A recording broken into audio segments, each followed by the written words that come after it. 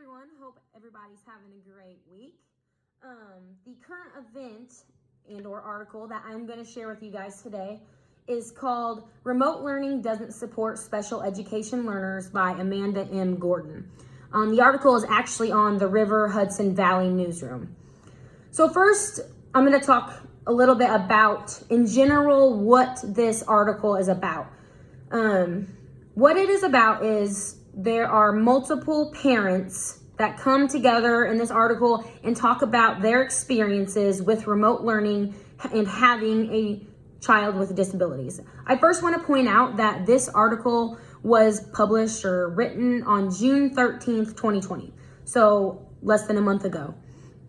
So it's obviously very current. And we all know with COVID and social distancing and all of that going on, that this is a very current article and has to do with what's going on in the world right now. So as I was saying, these parents in this article are each describing their own experiences with remote learning in regards to their child with disabilities. Most of the parents on here, most of the students on here are on the autism spectrum. So I think that this article really was trying to get those students with the autism spectrum, and that's because that's really the only disability that I saw on this article. So I'll first talk about the first mom that was in the article. Her name was Danielle Cannon. Danielle Cannon, the good thing for her is that she worked as a paraprofessional at a school before all this happened. She had experience in the classroom with students with disabilities, and her son, Pharaoh, he's on the autism spectrum. So when all of this started going on, she, wasn't as scared as some of the other parents that don't have any experience in this, doing these kinds of things. She was not as scared because she, had experience doing, working with students with disabilities. However, he could not get his speech therapy. He could not, socialize with friends, all of that. So that's what really worried her. So this article also talks about, most of the parents in this article are all from New York. So, COVID hit hard in New York when all of this went down. COVID hit hard. So all of these parents, when all of this happened, were obviously very scared, not sure what to expect, because each student has their own IEP. And in the IEP, they have everything in there, what they're supposed to have, their speech therapy, their physical therapy. Are they supposed to, read this, do that? Well, these parents aren't, certified to do some of these things. And now how are they supposed to do it?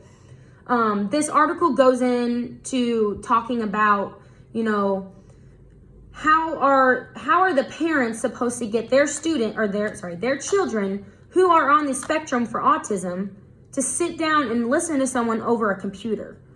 It's not good. Some of these students need, one-on-one help, and you can't get that on the computer. Now, there are some students, as mentioned in the article, who did a lot better online because, they had Asperger's and they didn't like, socializing with peers and doing all that. But, that could be, a bad thing, because those students do need that peer interaction and that socialization, because they can't just sit at home their entire lives.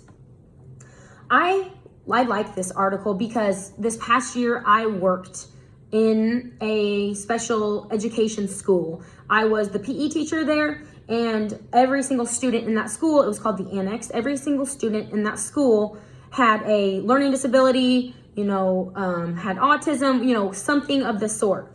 And when all of this hit, I had no idea what to do, because there are some of these students who I know for a fact parents are not going to help them with the homework that I send home. And some of them are nonverbal. Some of them could not talk, some of them could not read, some of them could not write. What was I supposed to do? So as a future teacher, in a classroom, I really hope that, things come out, that is going to be able to help me decide on what I can do to help my students with disabilities. Because when all this came out, nobody knew what to do because it was just so sudden.